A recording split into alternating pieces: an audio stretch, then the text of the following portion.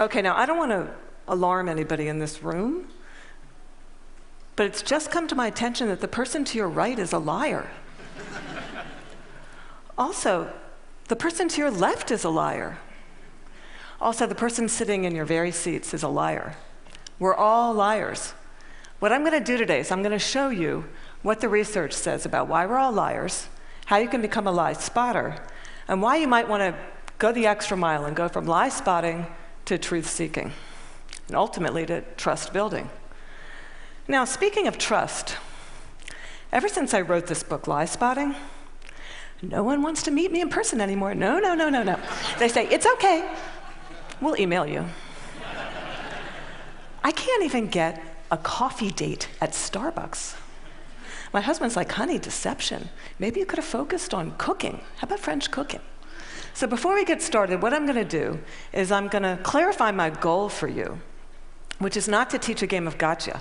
Lie spotters aren't those nitpicky kids, those kids in the back of the room that are shouting, gotcha, gotcha. Your eyebrow twitched.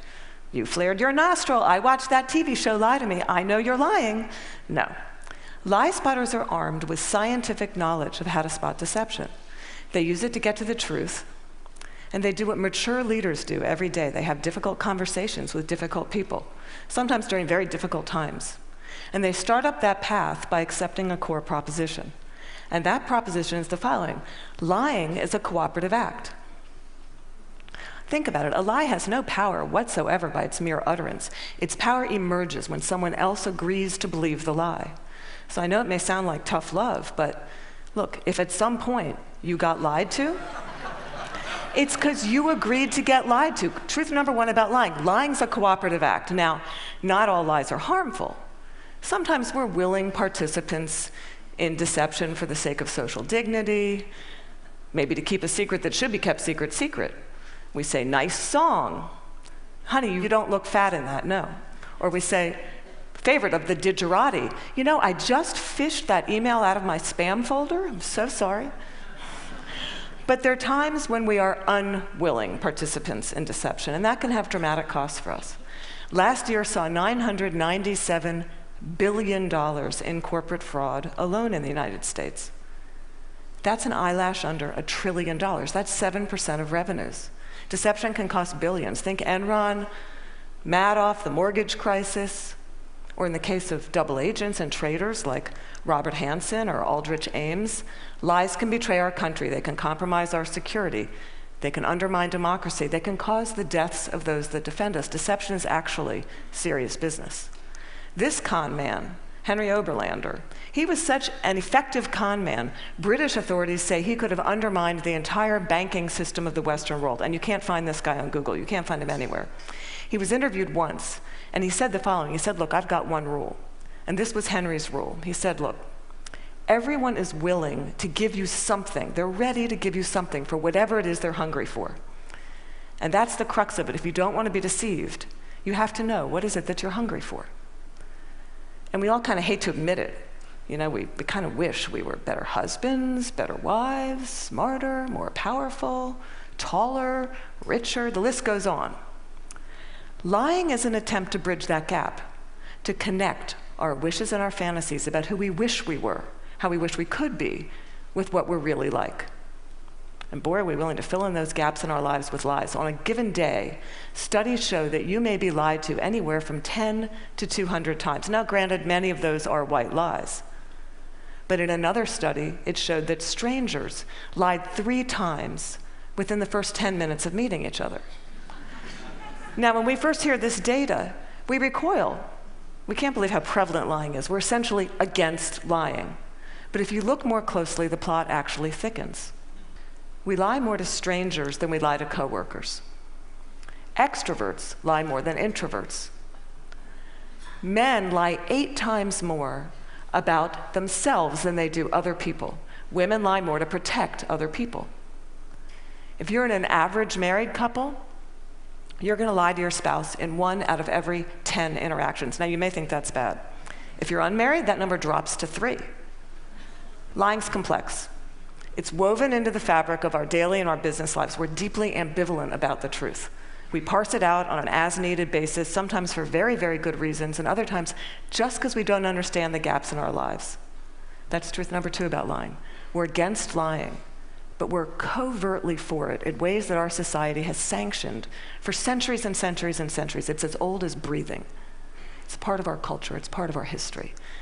Think Dante, Shakespeare, the Bible, news of the world. Lying has evolutionary value to us as a species. Researchers have long known that the more intelligent the species, the larger the neocortex, the more likely it is to be deceptive. Now, you might remember Coco. Does anybody here remember Coco the gorilla, who was taught sign language? Coco was taught to communicate via sign language. Here's Coco with her kitten. It's her cute little fluffy pet kitten. Coco once blamed her pet kitten for ripping a sink out of the wall. We're hardwired to become leaders of the pack. It starts really, really early. How early? Well, babies will fake a cry, pause, wait to see who's coming, and then go right back to crying. 1-year-olds learn concealment. 2-year-olds bluff. 5-year-olds lie outright. They manipulate via flattery. 9-year-olds, masters of the cover-up. By the time you enter college, you're going to lie to your mom in 1 out of every 5 interactions. By the time we enter this work world, and we're breadwinners, we enter a world that is just cluttered with spam, fake digital friends, partisan media, ingenious identity thieves, world-class Ponzi schemers, a deception epidemic. In short, what one author calls a post-truth society. It's been very confusing for a long time now. What do you do? Well, there's steps we can take to navigate our way through the morass. Trained lie spotters get to the truth 90% of the time. The rest of us, we're only 54% accurate. Why is it so easy to learn? Well, they're good liars and they're bad liars. They're no real original liars. We all make the same mistakes. We all use the same techniques.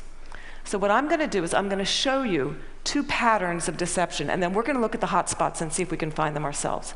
We're going to start with speech. I want you to listen to me. I'm going to say this again. I did not have sexual relations with that woman, Miss Lewinsky. I never told anybody to lie, not a single time, never. These allegations are false, and I need to go back to work for the American people. Thank you. Okay, what were the telltale signs? Well, first we heard what's known as a non-contracted denial. Studies show that people who are overdetermined in their denial will resort to formal rather than informal language. We also heard distancing language, that woman. We know that liars will unconsciously distance themselves from their subject using language as their tool. Now, if Bill Clinton had said, well, they tell you the truth, or Richard Nixon's favorite, in all candor, he would have been a dead giveaway for any lie spotter that knows that qualifying language, as it's called, qualifying language like that, further discredits the subject. Now, if he had repeated the question in its entirety, or if he had peppered his account with a little too much detail, and we're all really glad he didn't do that, he would have further discredited himself. Freud had it right. Freud said, look, there's much more to it than speech. No mortal can keep a secret. If his lips are silent, he chatters with his fingertips, and we all do it. No matter how powerful you are, we all chatter with our fingertips. I'm going to show you Dominique Strauss-Kahn with Obama, who's chattering with his fingertips. Now, this brings us to our next pattern, which is body language. With body language, here's what you got to do. You really got to just throw your assumptions out the door. Let the science temper your knowledge a little bit, because we think liars fidget all the time. Well, guess what? They're known to freeze their upper bodies when they're lying. We think liars won't look in the eyes. Well, guess what? They look you in the eyes a little too much just to compensate for that myth. We think warmth and smiles convey honesty, sincerity, but a trained lie spotter can spot a fake smile a mile away. Can you all spot the fake smile here? You can consciously contract the muscles in your cheeks, but the real smile's in the eyes. The crow's feet of the eyes, they cannot be consciously contracted, especially if you overdid the Botox. Don't overdo the Botox. Nobody will think you're honest. Now we're going to look at the hot spots. Can you tell what's happening in a conversation? Can you start to find the hot spots, to see the discrepancies between someone's words and someone's actions? Now, I know it seems really obvious, but when you're having a conversation with someone that you suspect of deception, attitude is by far the most overlooked but telling of indicators. An honest person is going to be cooperative. They're going to show they're on your side. They're going to be enthusiastic. They're going to be willing and helpful in getting you to the truth. They're going to be willing to brainstorm, name suspects, provide details. They're going to say, hey, maybe it was those guys in payroll that forged those checks. They're going to be infuriated if they sense they're wrongly accused throughout the entire course of the interview, not just in flashes. They'll be infuriated throughout the entire course of the interview. And if you ask someone honest, what should happen to whoever did forge those checks? An honest person is much more likely to recommend strict rather than lenient punishment. Now, let's say you're having that exact same conversation with someone deceptive. That person may be withdrawn, look down, lower their voice, pause, be kind of herky-jerky. Ask a deceptive person to tell their story. They're going to pepper it with way too much detail in all kinds of irrelevant places. And then they're going to tell their story in strict chronological order. And what a trained interrogator does is they come in, and in very subtle ways, over the course of several hours, they will ask that person to tell their story backwards. And then they'll watch them squirm and track which questions produce the highest volume of deceptive tells. Why do they do that? Well, we all do the same thing. We rehearse our words, but we rarely rehearse our gestures. We say yes, we shake our heads no. We tell very convincing stories, we slightly shrug our shoulders. We commit terrible crimes, and we smile at the delight in getting away with it. Now, that smile is known in the trade as duping delight, and we're going to see that in several videos moving forward, but we're going to start, for those of you that don't know him, this is presidential candidate John Edwards, who shocked America by fathering a child out of wedlock. We're going to see him talk about getting a paternity test. See now if you can spot him saying yes while shaking his head no, slightly shrugging his shoulders, lots of be happy to participate in one. I know that it's not possible that this child could be mine because of the timing of events, so I know it's not possible. Happy to take a paternity test and would love to see it happen. Are you going to do that soon? Is there somebody that you can't? I'm only one side. I'm only one side of the test, but I'm happy to participate in one. Okay, those head shakes are much easier to spot once you know to look for them. Now, there are going to be times when someone makes one expression while masking another that just kind of leaks through in a flash. Murderers are known to leak sadness. Your new joint venture partner might shake your hand, celebrate, go out to dinner with you, and then leak an expression of anger. And we're not all going to become facial expression experts overnight here, but there's one I can teach you that's very dangerous and that's easy to learn, and that's the expression of contempt. Now, with anger, you've got two people on an even playing field. It's still somewhat of a healthy relationship, but when anger turns to contempt, you've been dismissed. It's associated with moral superiority, and for that reason, it's very, very hard to recover from. Here's what it looks like. It's marked by one lip corner pulled up and in. It's the only asymmetrical expression, and in the presence of contempt, whether or not deception follows, and it doesn't always follow, look the other way, go the other direction, reconsider the deal, say, no, thank you, I'm not coming up for just one more nightcap, thank you. Science has surfaced many, many more indicators. We know, for example, liars will shift their blink rate, point their feet towards an exit. They will take barrier objects and put them between themselves and the person that's interviewing them. They'll alter their vocal tone, often making their vocal tone much lower. Now, here's the deal. These behaviors are just behaviors. They're not proof of deception. They're red flags. We're human beings. We make deceptive, flailing gestures all over the place all day long. They don't mean anything in and of themselves. But when you see clusters of them, that's your signal. Look, listen, probe, ask some hard questions, get out of that very comfortable mode of knowing, walk into curiosity mode, ask more questions. Have a little dignity. Treat the person you're talking to with rapport. Don't try to be like those folks on Law and Order and those other TV shows that pummel their subjects into submission. Don't be too aggressive. It doesn't work. Now, we've talked a little bit about how to talk to someone who's lying and how to spot a lie. And as I promised, we're now going to look at what the truth looks like. And I'm going to show you two videos. Two mothers, One is lying, one is telling the truth. And these were surfaced by researcher David Matsumoto in California. And I think they're an excellent example of what the truth looks like. This mother, Diane Downs, shot her kids at close range, drove them to the hospital while they bled all over the car, claimed a scraggy-haired stranger did it. And you'll see when you see the video, she can't even pretend to be an agonizing mother. What you want to look for here is an incredible discrepancy between horrific events that she describes and her very, very cool demeanor. And if you look closely, you'll see duping delight throughout this video. But at night, when I close my eyes, I can see Christy reaching her hand out to me while I'm driving, and the blood just keep coming out of her mouth. And that, maybe it'll fade too with time, but I don't think so. That haunts me the most.